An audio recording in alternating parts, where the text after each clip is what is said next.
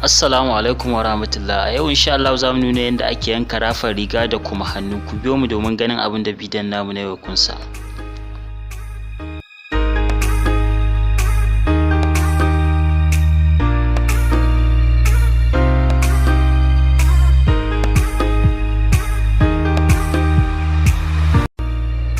Wannan shine abin da zan yi rafar da shi. Na yanko yadi ɗaya daga jikin atamfan, na ninka shi ninki 4. Nan daga sama zan saka inci 7, sannan nan ma zan saka inci 7, sai ƙarshen nan shi ma inci 7, sannan sai na ja na shata alama kamar haka. Wannan shine saman rafin kenan.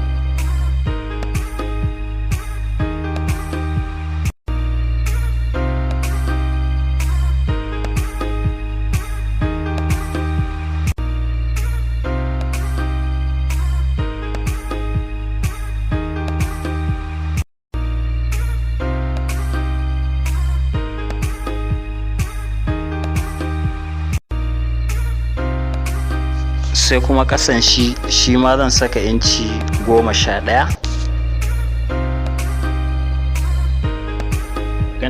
Daga nan tsakiya shi ma zan saka inci 11, sai ƙarshen nan inci 11, sai na alama sai na ja shi.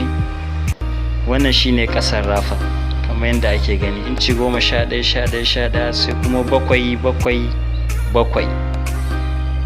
Wannan shine rafar riga.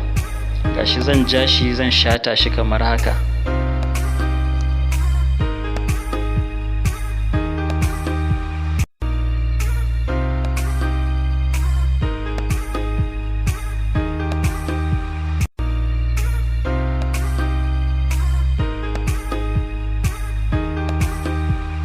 Sai na sa almakashi na yanke shi.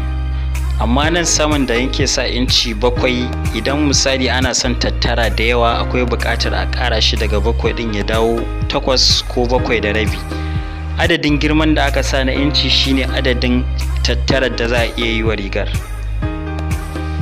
Gashi na yanka ƙasan shi ma, na cire saman na kuma cire ƙasan yanzu. Wannan shine rafar mu, ga kuma yanda take.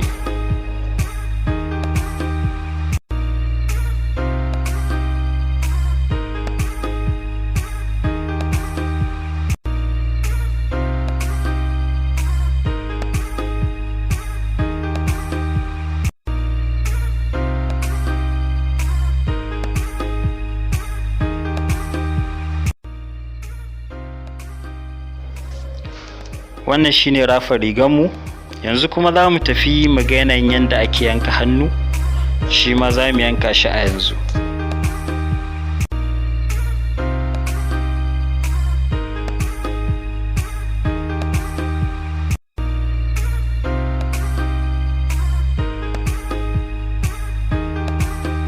Da wannan pieces din zan yi hannu, kuma na samo shi ne a jikin rigan da na yanka breast cup. A jiki na sami pieces din, wanda kuma ina ganin zai ishe ni na yanka hannu, tunda ba mai tsayi ake da bukatar sa ba.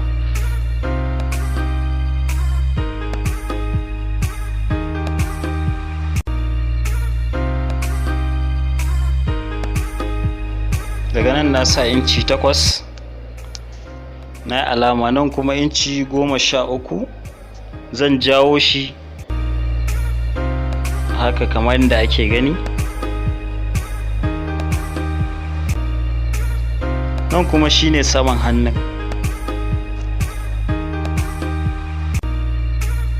Bakin hannun kuma abinda zan sa inci 7 zan saka kamar haka. Zan ja shi haka yadda ake gani.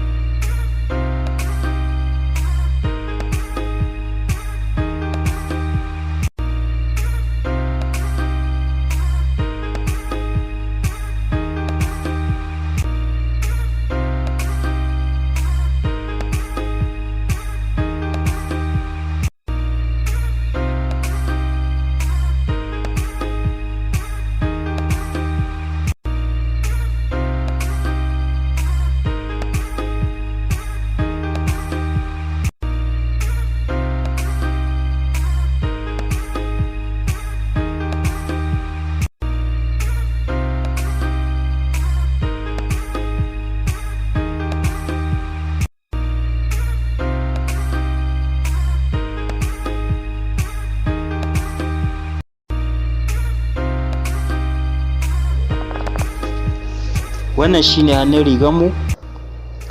To mun gode da ziyartar wannan channel ta mai albarka, sannan kada a manta a danna mana subscribe, a yi liking, a yi share ta yadda kowa zai amfana. Mun gode sosai.